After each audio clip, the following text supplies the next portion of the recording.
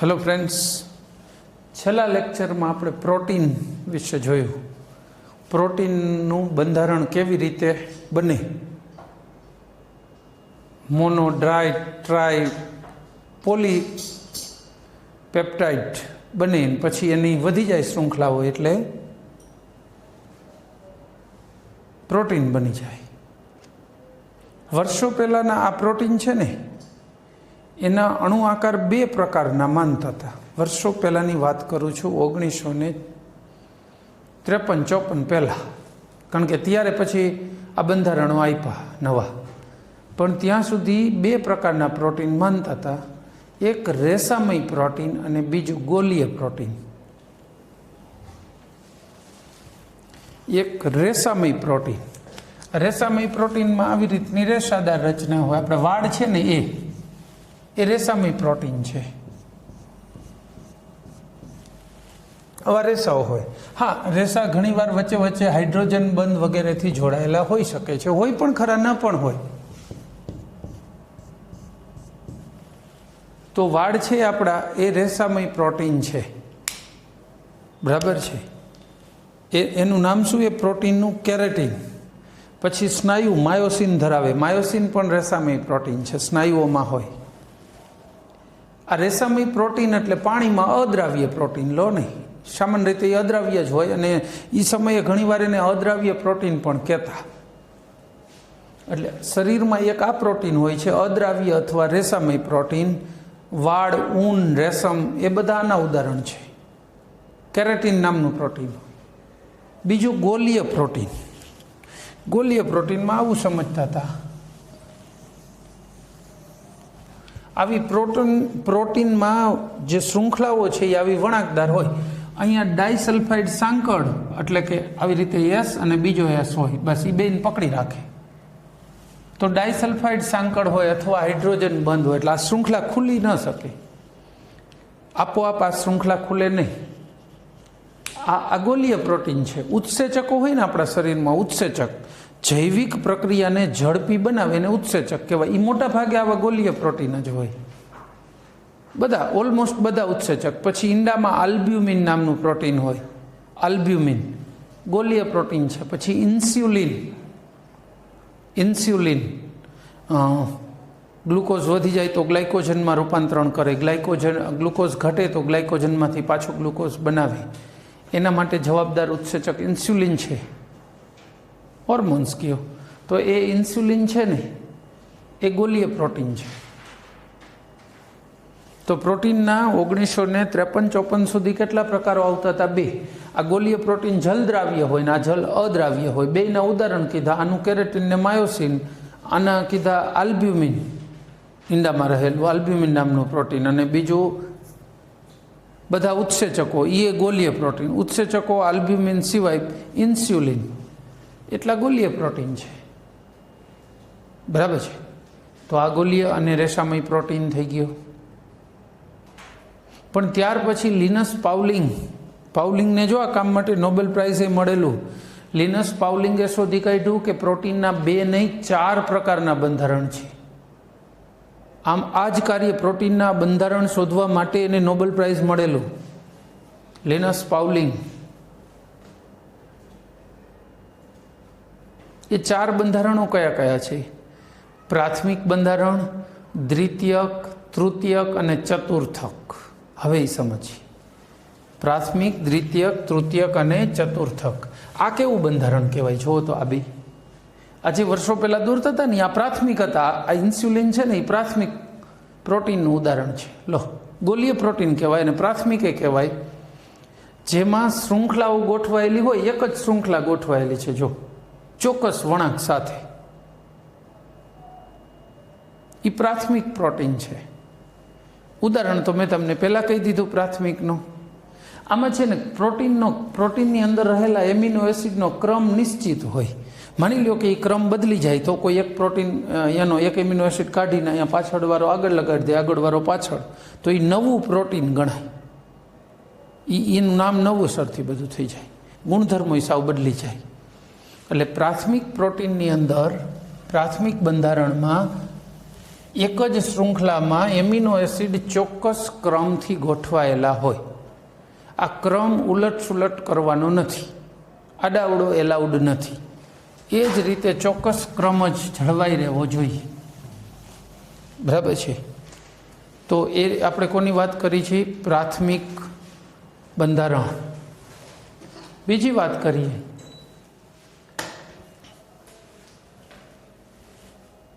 પ્રાથમિક બંધારણ પછી આવશે દ્વિતીયક બંધારણ. દ્વિતીયક બંધારણ પ્રાથમિકમાં ચેઇન સિરીઝ, એમાં વળાંકદાર જ હોય એવું જરૂરી નહીં ને વળાંક હોય પણ ખરા, પણ જે વળાંક હોય ને આમ સીધા હોઈ શકે. આ વળાંક છે પ્રાથમિક પ્રોટીન. એમિનો એસિડનો નિશ્ચિત ક્રમ. હવે જો વળાંક આવી રીતના આમ સાપ ઝાડ ઉપર ચડતો હોય એવો વળાંક હોય, આવો વળાંક, આમાં આ પ્રોટીનની શૃંખલા હોય ને, આ સી ડબલ બોન્ડ ઓ, તો આ ઉપરના NH સાથે શું હોય? હાઇડ્રોજન બંધ ધરાવતી હોય દરેક જગ્યાએ. એટલે શૃંખલા સ્પ્રિંગ જેવી હોય. લો ને, આપણે પેનની અંદર જે સ્પ્રિંગ હોય છે, રેલવેમાં ડબ્બા નીચે સ્પ્રિંગ હોય, એ રીતની સ્પ્રિંગ જેવી આમ રચના હોય, એને આલ્ફા હેલિકલ બંધારણ કહેવાય.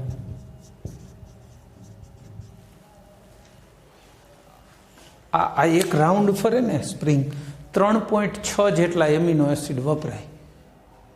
3.6, 100 રાઉન્ડ ફરે એટલે 100 રાઉન્ડ લઈ લો એટલે 360 એમિનો એસિડ આવે. આમાં અહીંયા હાઇડ્રોજન બંધ હોય, ડાયસલ્ફાઇડ સાંકળ હોય, એના કારણે શું છે કે આ વધારે ખુલી ન શકે કે ભેગું ન થઈ શકે. શૃંખલાનો વળાંક નિયમિત રહે. 3 ડાયમેન્શનલ, ત્રિપરિમાણીય રચના હોય. આ ત્રિપરિમાણીય નથી, આ ત્રિપરિમાણીય છે. આમાં CONH ના હાઇડ્રોજન બંધ અને ડાયસલ્ફાઇડ સાંકળ જ જે ગોળાઈ છે ને એને ચોક્કસ બનાવે છે અને જાળવી પણ રાખે છે. એને આલ્ફા હેલિકલ બંધારણ કહેવાય. અને બીજું આમાં છે, આવી રીતની શૃંખલાઓ ગોઠવાય. બીજી શૃંખલા આમ ખેંચાઈને ગોઠવાય. 2 શૃંખલા વચ્ચે હાઇડ્રોજન બંધ રચાઈ જતા હોય તો આ બીટા પ્લીટેડ શીટ કહેવાય. ચોપડીમાં દોરેલી છે જ આવી બીટા પ્લીટેડ શીટ. આકૃતિઓ ચોપડીમાં છે, તમારે વધુ ચોકસાઈથી તૈયાર કરવી હોય ચોપડીમાંથી જોઈ શકો છો. પણ આ બીટા પ્લીટેડ શીટ છે. અહીંયા પણ સિરીઝનો જે આનો એકનો CO હોય ને, તો આ બીજાના NH સાથે હાઇડ્રોજન બંધ રચવાનું જ છે. ડાયસલ્ફાઇડ સાંકળ પણ રચાશે. તો આ પેલું કેવું થયું? આ પ્રાથમિક પ્રોટીન. આ બંને દ્વિતીયક પ્રોટીન. હવે જે ત્રીજું બંધારણ છે તૃતીયક પ્રોટીન. આ દ્વિતીયક વાળી જે શૃંખલાઓ છે ને, એ વળીને હજી ગોઠવાઈ જાય તો તૃતીયક થઈ જાય. આ એક શૃંખલા હતી કે નહીં આપણી પાસે આમ, બરાબર. હવે અહીંથી વળીને પાછી આમ ગોઠવાઈ. જો આ એક ડિરેક્શનમાં છે ને, આ પાછું બીજી ડિરેક્શનમાં ગોઠવાનું. જો એટલે આ પ્લીટેડ શીટ હોય ને, તો આ પ્લીટેડ શીટ આમ થતી હતી, પછી અહીંથી આમ ચાલુ થઈ જાય. તો આ કયું થઈ ગયું? તૃતીયક. તો દ્વિતીયક અને તૃતીયકમાં ફરક કેટલો?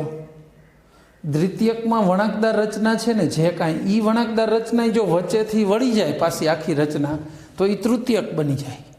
તૃતીયકમાં શૃંખલા આખું ત્રિપરિમાણ હોય. દ્વિતીયકથી બધાય ત્રિપરિમાણીય. આ દ્વિતીયકમાં છે ને, આ જે ગૂંચડું વળી ગયું ને, તો આમની વચ્ચે આકર્ષણ બળો કેટલા પ્રકારના હોય? તમામ પ્રકારના. ડાયસલ્ફાઇડ સાંકળ હોય, હાઇડ્રોજન બંધાઈ હોઈ શકે, વાન્ડરવાલ્સ આકર્ષણ બંધાઈ હોય, ધન ઋણ જેવું સ્થિર વિદ્યુત ભારી આકર્ષણ પણ હોઈ શકે. તો આ તમામ પ્રકારના આકર્ષણ બળોથી જોડાઈ શકે છે. એટલે આ શૃંખલા આપોઆપ સીધી થઈ જાય નહીં. જો તમે ધરાર પકડીને સીધી કરી દો ને, તો આ પ્રોટીન એની જૈવિક ક્રિયાશીલતા ગુમાવી બેસે.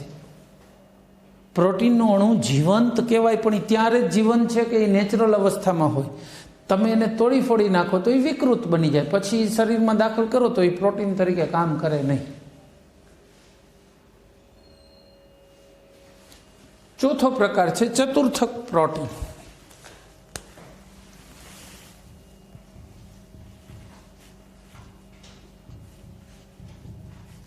ચતુર્થક પ્રોટીન આ જે તૃતીયક રચનાઓ જોઈને આવી ગુચડાદાર જુદી જુદી એંગલથી વળેલી હોય આવી રચના આ તૃતીયક છે. એવી રચનાઓ પાછી એકથી વધુ ગોઠવાય. દાખલા તરીકે એવી રચના ગોઠવાણી. ચાલો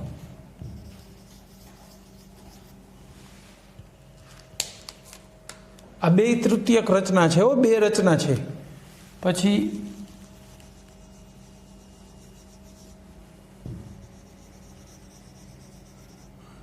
આ બે આલ્ફા છે, આલ્ફા રચના ને આ બીટા.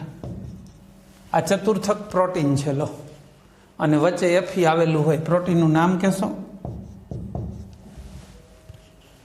હિમોગ્લોબિન. હિમોગ્લોબિન આવી ચતુર્થક રચના ધરાવે. ચતુર્થક છે. બે આલ્ફા પ્રકારની શૃંખલા અને સામસામી બે બીટા. એટલે જે આ તૃતીયક રચના છે ને એવી રચનાઓ એકથી વધુ હોય ને તો એ ચતુર્થક પ્રોટીન કહેવાય. અમુક સાયન્ટિસ્ટો એવું માને છે કે જેમાં પ્રોટીન ભાગ ઉપરાંત એફી બિન પ્રોટીન ઘટક કહેવાય, ધાતુ છે. તો પ્રોટીન ઉપરાંત બિન પ્રોટીન ઘટક આવેલો હોય ને તો એ ચતુર્થક પ્રોટીન છે એમ. હિમોગ્લોબિન અને બીજું બહુ જાણીતું ઉદાહરણ છે વનસ્પતિમાં રહેલું ક્લોરોફિલ, એમજી આવે ને વચ્ચે, એ પણ ચતુર્થક પ્રોટીન છે. પ્રાથમિકથી ચતુર્થક તરફ જાઓ એમ ક્રમશઃ જટિલતા વધતી જાય પ્રોટીનની. આ સમજાવવા માટે અને સરળતમ આપણી ચોપડીમાં આપણને આપ્યું છે. બાકી પ્રોટીનનું બંધારણ આટલું ઇઝીલી થઈ જ શકતું હોત તો કાંઈ આના માટે નોબેલ પ્રાઇઝ ન મળે.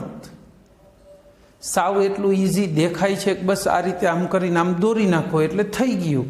એવી રીતનું પ્રોટીનનું બંધારણ હોતું નથી. ખાલી જોઈએ એટલે થઈ ન જાય. પ્રોટીનનું બંધારણ ક્રમશઃ શીખતું જવું પડે. ફરીથી એકવાર હું તમને રિવાઇન્ડ કરાવી દઉં કે આ પ્રાથમિક બંધારણમાં માત્ર શું છે? પ્રોટીનની એક જ શૃંખલા છે જેમાં જુદા જુદા એમિનો એસિડ ગોઠવાયેલા છે ચોક્કસ ક્રમમાં. જો આ ક્રમ બદલે તો એ શું થઈ જશે? નવું પ્રોટીન બની જશે. બરાબર છે. આમાં હાઇડ્રોજન બંધ હોય, હાઇડ્રોજન બંધ દરેકમાં હોઈ શકે છે. ડાયસલ્ફાઇડ સાંકળ દરેકમાં હોઈ શકે છે. પછી બીજું દ્વિતીયક પ્રોટીન પ્રાથમિક કરતાં જટિલ છે, ગુચડાદાર રચનાઓ ધરાવે છે અથવા એકદમ તંગ તણાયેલી રચનાઓ છે. જો ગુચડાદાર રચના હોય, સર્પિલાકાર ગુચડું હોય એને આલ્ફા હેલિકલ કહેવાય. જેમાં બે ગુચડાના બે રાઉન્ડ વચ્ચે નિયમિત અંતરાલ હોય. કારણ કે એ અંતરાલ જાળવવાનું કામ હાઇડ્રોજન બંધનું છે. એક સર્કલ પૂરું કરે એમાં 3.6 જેટલા એમિનો એસિડ વપરાય. એક રાઉન્ડ પૂરો કરે એમાં. બીજું બીટા પ્લેટેડ શીટ પ્રકારનું દ્વિતીયક બંધારણ હોય જેમાં શૃંખલાઓ સામસામી તંગ ગોઠવાયેલી હોય.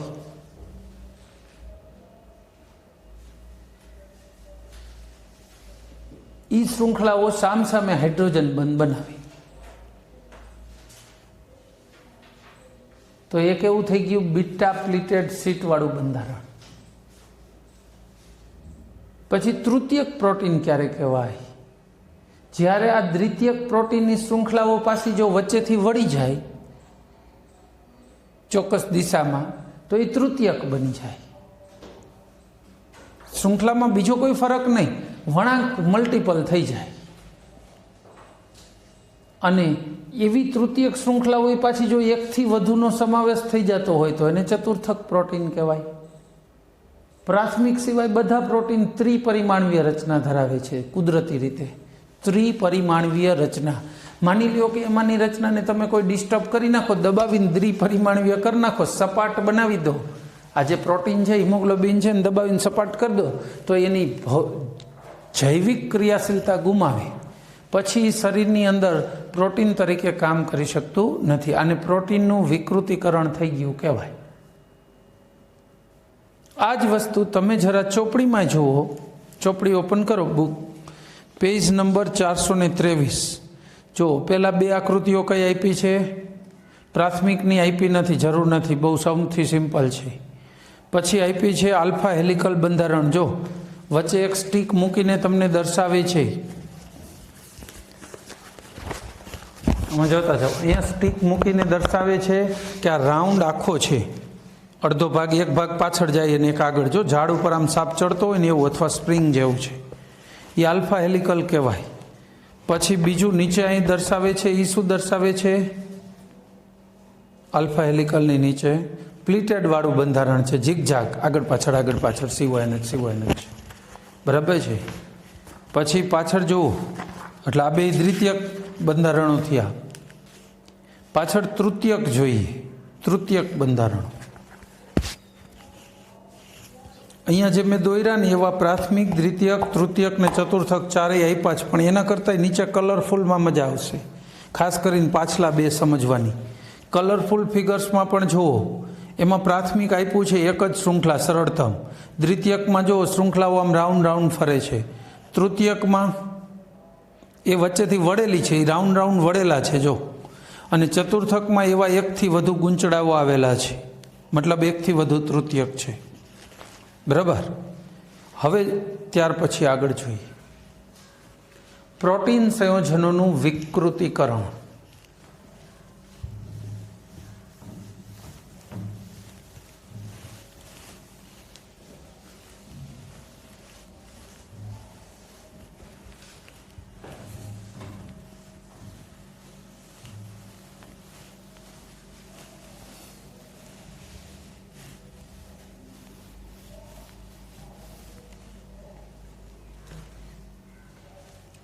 પ્રોટીન સંયોજનોનું વિકૃતિકરણ. આજે પ્રોટીન બધા ત્રિપરિમાણીય રચના ધરાવે છે, ત્રણેય દિશામાં ચોક્કસ રીતે. એને કુદરતી પ્રોટીન કહેવાય, જે જૈવિક રીતે ક્રિયાશીલ હોય, શરીરમાં જઈને એનું કામ ચાલુ કરી શકે. પણ જો એને કોઈ અચાનક કોઈ અલગ કન્ડિશન બદલી જાય, જેમ કે દ્રાવક બદલી નાખો, પાણીના બદલે તમે ઇથેનોલ નાખતા જાઓ, એટલું વધારે નાખી દો કે જેનું ઇથેનોલનું પ્રમાણ પાણીથી વધી જાય. સપોઝ લોહી લીધું, લોહીમાં પાણી છે 70%, તમે 70%થી વધુ ઇથેનોલ નાખો, શું થઈ જાય? હવે દ્રાવક શું થઈ ગયો કહેવાય? ઇથેનોલ. તો જે એમાં લોહીમાં પ્રોટીન હોય ને એ બધા વિકૃત થઈ જાય, એના બંધારણો ફૂટી જાય, વચ્ચેથી બ્રેક થઈ જાય, રીજોઇનિંગ થઈ જાય, આવું બધું થાય.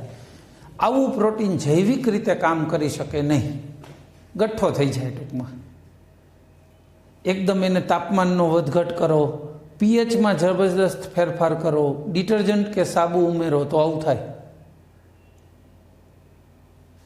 એસિડ ઉમેરો કે બેઝ ઉમેરો તો પણ એનો આકાર વિકૃતિ પામે.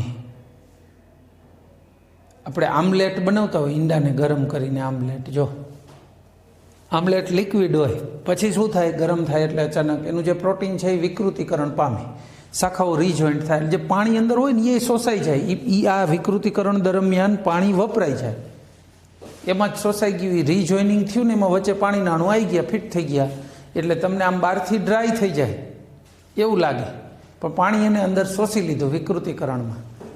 હવે એને તમે જલદ્રાવ્ય પણ ન રાખી શકો. જો વિકૃતિકરણ આવે ને પ્રોટીનમાં, એટલે જલદ્રાવ્યતા જતી રહે, જૈવિક ક્રિયાશીલતા જતી રહે. એટલું જ નહીં, ફરી પાછું શરીરમાં દાખલ કરો તો પણ એ પ્રોટીન તરીકે કામ કરી શકે નહીં. બીજું ઉદાહરણ, દૂધમાંથી દહીં બને. જો તર ઉપર વળી જાય, ખબર એ શું છે? દૂધમાં જે પ્રોટીન છે ને, કેસીન નામનું પ્રોટીન હોય. હવે દૂધમાં તમે જ્યારે થોડી છાશ ઉમેરી, લેક્ટોબેસિલસ બેક્ટેરિયા વધ્યા, એ બેક્ટેરિયાએ લેક્ટિક એસિડનો સ્ત્રાવ કર્યો, અને આ લેક્ટિક એસિડના કારણે પીએચ એસિડિક બની, એટલે જે કેસીન નામનું પ્રોટીન હતું ને એ વિકૃતિકરણ પામ્યું અને દહીં બને છે. બરાબર. તો દૂધમાંથી દહીં બનવું પ્રોટીનનું વિકૃતિકરણ દર્શાવે છે. પછી એમ તો આપણે લેબોરેટરી કરાવવા જઈએ ને બ્લડની ને એવી, તો હિમોગ્લોબિનને નડતા હોય અમુક વસ્તુ ટેસ્ટ કરવામાં. હિમોગ્લોબિન તો પ્રોટીન જ છે એક જાતનું, તો એને દૂર કરવા માટે ટ્રાયક્લોરો એસિટિક એસિડ આવું કેમિકલ ઉમેરે. આ વધુ સ્ટ્રોંગ એસિડ હોય, આનું નામ શું છે? Trichloro acetic acid.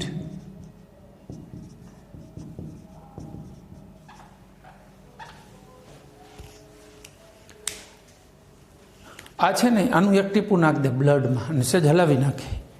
આ સ્ટ્રોંગ એસિડ છે, એટલે થશે શું કે બ્લડની પીએચ એકદમ ઘટી, એટલે જે પ્રોટીન હોય ને હિમોગ્લોબિન જેવા, એ વિકૃતિકરણ પામ્યા.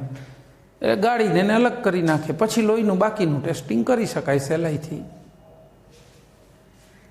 બરાબર. ટ્રાયક્લોરો એસિટિક એસિડ વડે. તો આ રીતે બ્લડમાંય કામ લાગે. બ્લડમાંથી પ્રોટીનને દૂર કરવામાં વિકૃતિકરણનો ઉપયોગ કર્યો.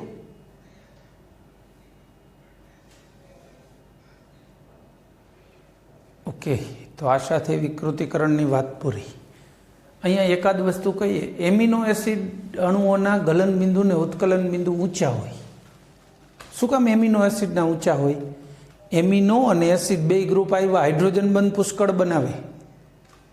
એટલું જ નહીં, જ્વિટર આયન બને છે, સંસ્પંદનના કારણે સ્થિરતા પ્રાપ્ત કરે છે, એટલે ગલન બિંદુ ઉત્કલન બિંદુ ઊંચા હોય. અને ત્રીજું કારણ છે કે એક અણુ બીજા અણુને વધુ જબરદસ્ત રીતે આકર્ષે. એક અણુનો COH હોય, બીજા અણુના NH2 ને આકર્ષે, એટલે આંતરાણવીય આકર્ષણ બળ વધે. તો પણ ગલન બિંદુ ને ઉત્કલન બિંદુ બીજા અન્ય આના જેવા કોઈ પણ અણુ લઈ લ્યો તમે, hello alkane, hello arene, amine સંયોજનો લઈ લો ખાલી, તો એ બધા કરતાં આના એમિનો એસિડના ગલન બિંદુ ઉત્કલન બિંદુ પ્રમાણમાં ઊંચા જ આવે. શું કામ? આંતર આણવીય આકર્ષણ બળ ખૂબ વધી જાય. એક અણુનો NH2 બીજા અણુના COH વડે પુષ્કળ આકર્ષણ પામે છે માટે. તો અહીંયાની વાત પૂરી કરીશું પ્રોટીનની, અને સાથે સાથે નાઇટ્રોજનવાળા સંયોજનો. હવે જરા પ્રોટીનસ સંયોજનો બીજા જોઈએ, ઉત્સેચકો. મેં તમને હમણાં વાતમાં કીધેલું કે ઉત્સેચકો જે શરીરમાં છે એ બધા વર્ષો પહેલાં ગોલીય પ્રોટીન જ ગણાતા હતા. આજે પણ ઘણા બધા ઉત્સેચકો એ ગોલીય પ્રોટીન જ છે. આ ઉત્સેચક એન્ઝાઇમની શરીરમાં જરૂર શું છે? ઉત્સેચકોની શરીરની અંદર બહુ pH એસિડિક ના હોય, બહુ વધારે પડતી બેઝિક પણ ના હોય, ટેમ્પરેચર પણ ઊંચું નથી હોતું. તો જે રાસાયણિક પ્રક્રિયાઓ થવી જોઈએ એ બધી અતિશય ધીમી થાય. કારણ કે તમે જો પ્રક્રિયાને ઝડપી બનાવવા હોય તો તમે એને ગરમ કરીને બનાવી શકો, ઝડપી એસિડ કેમિકલ ઉમેરીને કરી શકો. શરીરમાં એ કેમિકલ હાલો બહારથી એટલા કાંઈ સ્ટ્રોંગ તો ઉમેરી નથી શકતા, નથી ગરમ કરી શકતા. તો પછી શરીરને જે પ્રક્રિયાઓ જોઈતા કેમિકલ બનવાની જે પ્રક્રિયાઓ છે એને ઝડપી બનાવવી પડે. દાખલા તરીકે આપણે ઉર્જાની જરૂર હોય તો ગ્લુકોઝનું દહન થાય તો ઉર્જા મળે ને. ગ્લુકોઝ પતી ગયો પછી હવે થાકી ગયા, અડધી કલાક દોડ્યા, એમાં ગ્લુકોઝને પતી ગયો હોય, હવે ચરબીનું જળ વિભાજન થઈને છૂટી પડે ને ઉર્જા, ત્યારે મેર પડે. શરીરનું જે નોર્મલ તાપમાન ને નોર્મલ કન્ડિશન છે ને એમાં ચરબીનું જળ વિભાજન થતાં અઠવાડિયાઓ લાગી જાય. લ્યો ને 6, 8, 10 અઠવાડિયા. તો એટલા અઠવાડિયા સુધી બેઠા રહેવાનું, પછી ઉર્જા મળશે, એમ પોસિબલ નથી ને. તો લિપિડના જળ વિભાજનમાં લાઇપેઝ નામનો ઉત્સેચક છે, 10 જ મિનિટમાં આ કામ કરી દી. એટલે અડધી કલાક નહીં, કલાક દોડીને હાંફીને બેસી ગયા હોય ને, સાવ રસ્તામાં પડી ગયા હોય ને ઢ થઈને, તો 10, 15, 20 મિનિટ થાય ને એટલે માણસ ઊભો થઈને હરવે હાલીને જતો રહે. ઉર્જા માંડી છૂટી પડવા. બરાબર છે? આ ઇમ્પોર્ટન્ટ છે. આ રીતે ઉર્જા છૂટી પડે અને આવી રીતે કામ થઈ શકે. બરાબર છે? તો એ ઉર્જા છૂટી પાડવામાં કામ કોણે કર્યું? ઉત્સેચકોએ, જેને એન્ઝાઇમ કહેવાય. શરીરની બધી જ આવી જૈવિક પ્રક્રિયાઓને ઝડપી બનાવવાનું કામ આ ઉત્સેચકો જ કરે છે. આ ઉત્સેચકોના નામકરણ જેના ઉપર, જે અણુ ઉપર એ કામ કરે ને એના ઉપરથી અપાય, કારણ કે આ બહુ વિશિષ્ટ છે. દાખલા તરીકે માલ્ટોઝ હોય ને એનું જળ વિભાજન કરીને ગ્લુકોઝ છૂટો પાડે, એમાંથી ગ્લુકોઝ છૂટો પડે.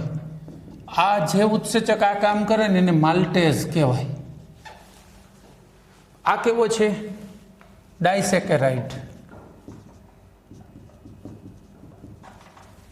હવે હું બીજો ડાયસેકેરાઇડ લઉં, સુક્રોઝ.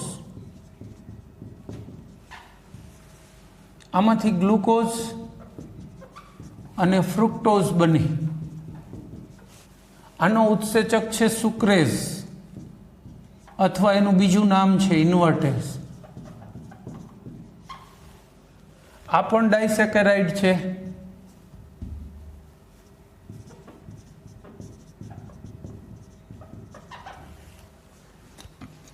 જો આ ડાયસેકેરાઇડ હતો, એનું જળ વિભાજન કર્યું, ગ્લુકોઝ બનાવ્યો, આને માલ્ટેઝે। હવે નવરો પડ્યો છે, કોઈ માલ્ટોઝનો અણુ નથી, તો એવું નહીં નવરો પડ્યો છે તો હાલો સુક્રોઝનું જળ વિભાજન ચાલુ કરી દેશે, એવું ન બને। દરેક પ્રક્રિયક માટે વિશિષ્ટ હોય। આ માલ્ટેઝનો જે ઉત્સેચક છે ને, માલ્ટેઝ નામનો, એ માલ્ટોઝનો અણુ મળે ને તો જ પ્રક્રિયા આગળ લઈ જાય, નકર કંઈ કામ ન કરે। બહુ મહત્વનું છે કે અન્ય કોઈ અણુ ઉપર કામ કરતા નથી। યુરિયેઝ નામનો ઉત્સેચક છે, એ માત્ર યુરિયા ઉપર જ કામ કરે, યુરિયાનું જળ વિભાજન કરે, બાકી યુરિયા સિવાય શરીરના કોઈ અણુની કોઈ પ્રક્રિયા ન કરી આપે। એટલે આવા બધા ઉત્સેચકોને શરૂઆતમાં વૈજ્ઞાનિકોએ શું કર્યું, જે અણુ ઉપર કામ કરે ને એને એઝ લગાડીને નામકરણ કર્યું। યુરિયાનું જળ વિભાજન કરે યુરિયેઝ, લેક્ટોઝનું જળ વિભાજન કરે લેક્ટેઝ। શરૂઆતમાં એના બીજા નામ હતા ઇમલ્સિન, મેં તમને કીધેલું લેક્ટેઝનું બીજું નામ શું છે, ઇમલ્સિન। પણ એવા બીજા નામો હજુ યાદ કરી શકાય। પશુઓ હોય ને એના ગળામાં ગ્રંથિ હોય, એમાંથી સેલ્યુલેઝનો સ્ત્રાવ થાય। આ સેલ્યુલેઝ ઉત્સેચક છે એ સેલ્યુલોઝનું જળ વિભાજન કરાવી આપે ને ગ્લુકોઝ છૂટા પાડે। એટલે આવા બધા ઉત્સેચકોના નામકરણ કઈ રીતે કરવામાં આવ્યા, ઇનિશિયલી જે અણુ ઉપર એ કામ કરતા હતા એને એઝ લગાડીને યુરિયેઝ, પછી સુક્રોઝ ઉપરથી સુક્રેઝ, લેક્ટોઝ ઉપરથી લેક્ટેઝ, માલ્ટોઝ ઉપરથી માલ્ટેઝ, એમ। પછી અમુક સાયન્ટિસ્ટોએ એવું સૂચન કર્યું ને ચાલ્યું ખરું ઘણો સમય સુધી, એ કઈ પ્રક્રિયાને અસર કરે છે એના ઉપરથી નામકરણ આપો। માની લો કે કોઈ ઉત્સેચક ઓક્સિડેશનને ઝડપી બનાવે છે તો એને ઓક્સિડેઝ નામ આપ્યું। રિડક્શનની પ્રક્રિયાને ઝડપી બનાવે છે તો રિડક્ટેઝ। જો બે કામ કરતો હોય, એક ઉત્સેચક અમુક અણુનું રિડક્શન, અમુકનું ઓક્સિડેશન કરતો હોય તો એને ઓક્સિડો રિડક્ટેઝ। જળ વિભાજન કરતો હોય તો જળ વિભાજનેઝ, એમ ન કહેવાય હો, જળ વિભાજનને ઇંગ્લિશમાં હાઇડ્રોલિસિસ કહેવાય, હાઇડ્રોલેઝ। ઉત્સેચકનું નામ શું પડ્યું, હાઇડ્રોલેઝ। જળ વિભાજન કરાવી આપતો હોય ને એવો ઉત્સેચક। તો દરેક ઉત્સેચકના શું કર્યું, આવી રીતે નામકરણ આપ્યા, પાછળ એઝ લગાડીને। શરૂઆતમાં આવું જ કર્યું હતું આપણે, ગ્લુકોઝ, સુક્રોઝ, ફ્રુક્ટોઝ કીધું હતું ને, પાછળ ઓઝ લગાડીને નામકરણ ચાલુ કર્યા। તો એવી જ રીતના આ એન્ઝાઇમના નામમાં પાછળ એઝ લગાડવાની પ્રથા ચાલુ કરી। છેલ્લી વાત કરી દઉં, આવા એન્ઝાઇમો 300 જેટલા અત્યારે જાણીતા છો, એમાંથી 50થી વધુ તો પ્રયોગશાળામાં બનાવી શકાય છે। એટલા તો પ્રયોગશાળામાં તમે બનાવી પણ શકો, ધારો તો ઇન્સ્યુલિન જેવા કેટલાક ઉત્સેચકો અમુક એકાબીજામાંથી બનાવી શકાય, છૂટા પાડી શકાય, એવા કામો કરી શકાય છે ઉત્સેચકોને લઈને, બરાબર। આ ઉત્સેચકો કામ કેવી રીતે કરે છે,